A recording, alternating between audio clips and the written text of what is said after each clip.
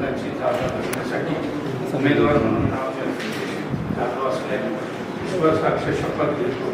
प्रतिज्ञा करतो की कायद्याद्वारे स्थापित झाले आहे अशा भारतीय संविधानाबद्दल मी खरी श्रद्धा व निष्ठा बाळगीन आणि भारताची सार्वभौमता व एकात्मतेला परिणत राखीन.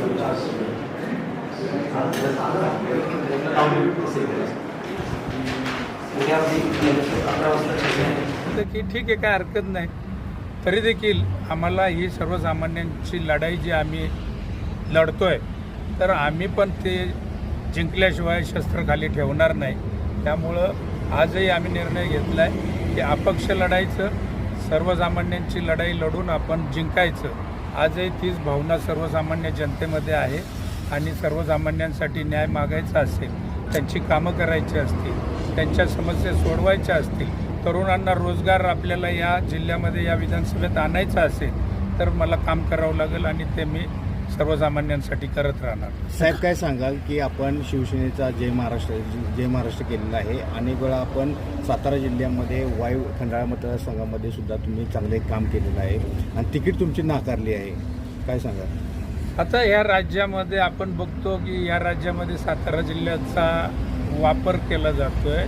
लोकसभेच्या बाबतीत पण ते बघितलं की राज्याच्या राजकारणासाठी जिल्ह्याचा बळी दिला जातो आणि हे कायम आम्ही अनुभवलेलं आहे.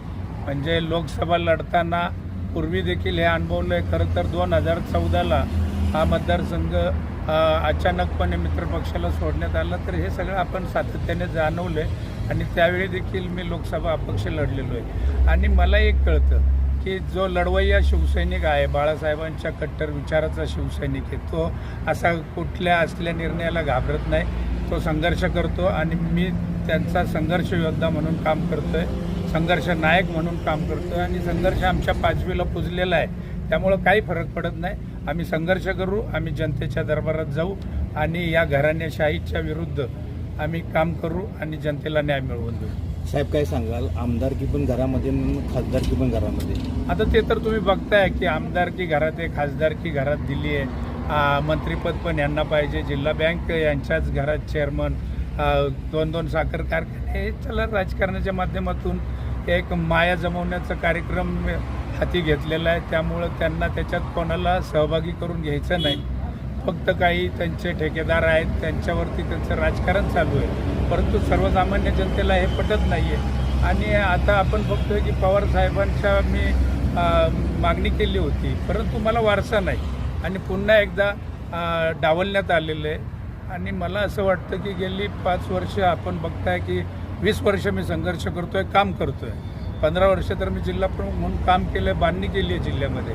परंतु वाई विधानसभेमध्ये गेल्या 2.5 वर्षामध्ये माननीय मुख्यमंत्री साहेबांनी माझ्यावर जबाबदारी टाकली आणि मी तेव्हापासून बांधणी केली, चांगलं काम केलं, निधी आणून 50, 60, 70 गावामध्ये निधी टाकलेला आहे. आणि असं असताना अकार्यक्षम कुठलाही काम करत नसलेल्या व्यक्तीला आज या ठिकाणी फक्त घराणेशाही म्हणून त्यांना तिकीट देण्यात आलेलं आहे, हे सर्व जनतेला कळतं आहे. त्यामुळं मला खात्री आहे की घराणेशाहीच्या विरुद्ध आम्हाला संघर्ष करावा लागणार आहे.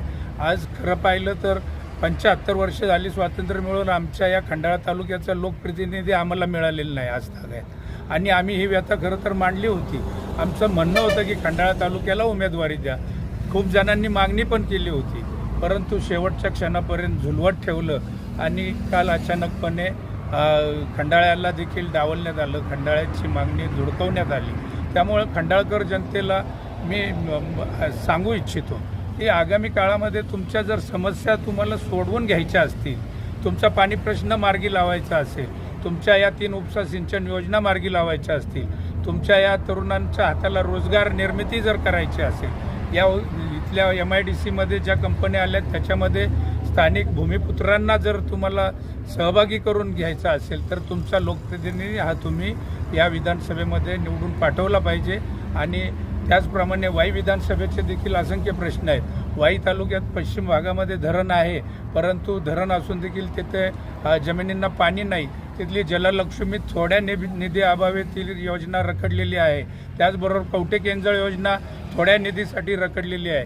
वाईच्या पूर्व भागातील 37 गावांचा पाणी प्रश्न प्रलंबित आहे. तसेच महाबळेश्वर तालुक्यामधले असंख्य प्रश्न आहेत आणि म्हणून हे जर सोडवायचे असतील तर सर्वसामान्य शेतकऱ्याच्या मुलाला न्याय मिळाला पाहिजे. जरी राजकीय पक्षामध्ये सर्वसामान्यांना जर स्थान द्यायचं नसेल तर त्यांच्याच मतावरती तुम्ही राजकारण करता आणि म्हणून यावेळी ही सर्वसामान्य जनता तुम्हाला नक्की काय परिस्थिती आहे ती दाखवून देईल याची मला खात्री वाटते. एकनाथ शिंदेच कायम म्हणत असतात घराणेशाही नको, घराणेशाही मोडा, घराणेशाही मोडा, म्हणूनच बंड केला त्यांनी.